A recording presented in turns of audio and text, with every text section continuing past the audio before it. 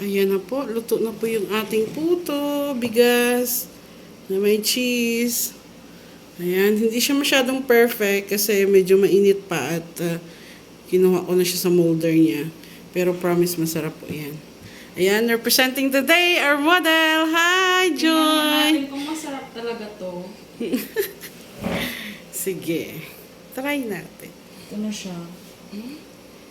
Pero mas masarap kung nakabaon yung cheese sana. Mas nice siyang tingnan.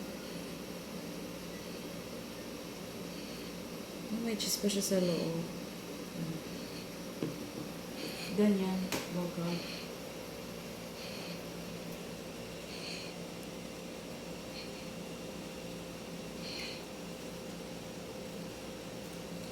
Good. Masarap.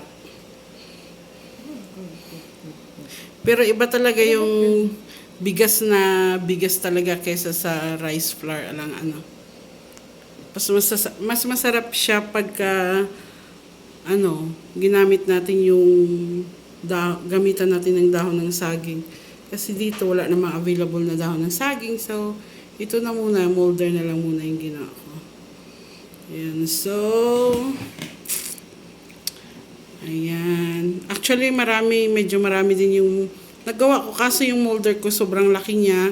So, kapag gusto nyo po magnegosyo kayo, nandyan po yung recipe ng putong bigas na ito dyan sa aking screen. At kapag gusto nyo pong inegosyo siya, gumamit lang kayo ng maliit na molder para at least kumita din kayo, di ba?